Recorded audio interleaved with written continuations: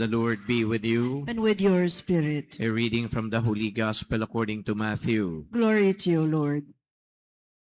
Jesus said to his disciples, "You have heard that it was said, 'You shall love your neighbor and hate your enemy.' But I say to you, love your enemies and pray for those who persecute you, that you may be children of your heavenly Father. For he makes his sun rise on the bad and the good, and causes rain to fall on the just and the unjust. For if you love those who love you, what recompense will you have? Do not the tax collectors do the same? And if you greet your brothers only, what is unusual about that? Do not the pagans do the same? So be perfect, just as your heavenly Father is perfect." The Gospel of the Lord. Praise to you, Lord Jesus Christ. When I was studying philosophy, one of the things that I learned is that man is imperfect. And man cannot reach perfections because man is conditioned, because man has limitations. Kaya hindi pwede na ang tao ay magiging perfect.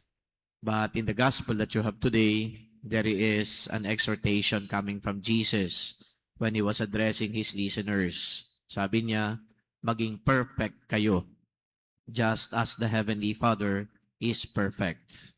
Is it possible? It is not possible. So why is Jesus exhorting the people to be perfect? Well, unang-unang context na dapat nating maunawaan dito, kapag hindi inaddress ni Jesus ng ganito ang mga tao, mananatili lang sila sa kanilang dating ginagawa. Ano yung dati nilang ginagawa? Na-reveal yan doon sa unang bahagi ng gospel. At yung unang bahagi ng gospel, ganito yung sinasabi, hate your enemy. So kapag kaaway mo yan, kamuhian mo yan. So ganun na yung sistema na nangyayari noon.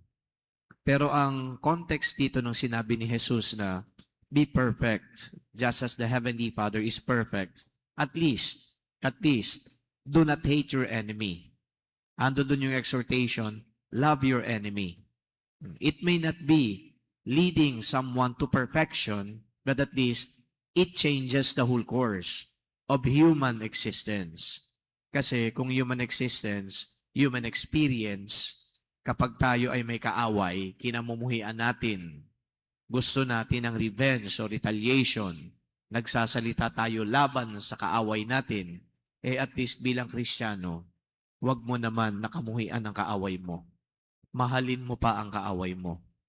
So dito, ipinapahayag din dito ni Jesus na yung perfection, it is not a state.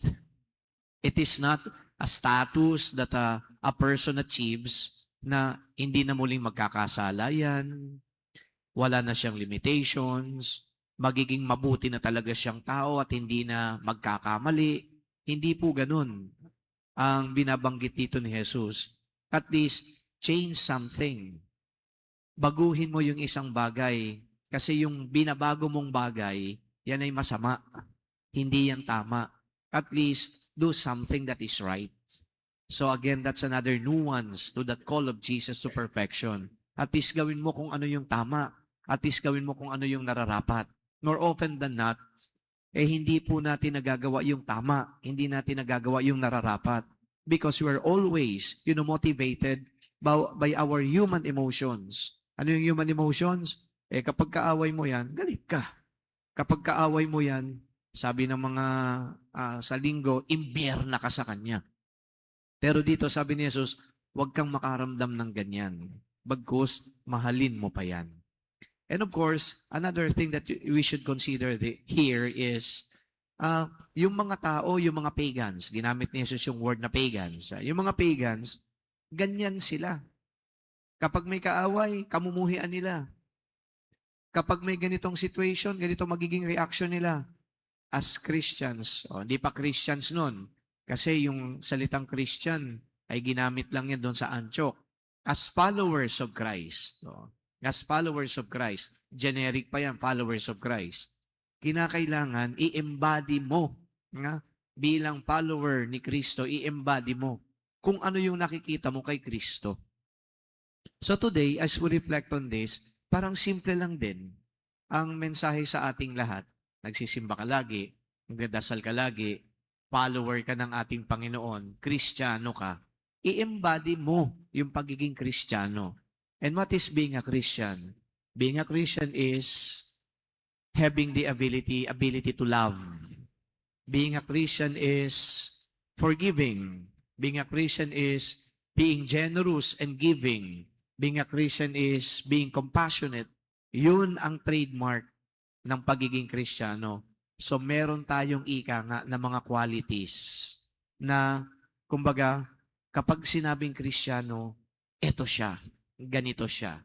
Unfortunately, and too bad, we pride ourselves to be called Christians, but then we do not embody that Christian tenet or that Christian identity. So kumbaga yung gospel ngayon isang hamon. Kung tayo ay tagasunod ni Jesus, kung tayo ay nagnanais na maging Kristiyano, then we live our being Christian by, concretely expressing how it is to be a follower of Christ. So yun ang malaking hamon para sa ating lahat. And then dito sa gospel, isang bagay lang hinihiling. Do not hate, but simply love. Amen.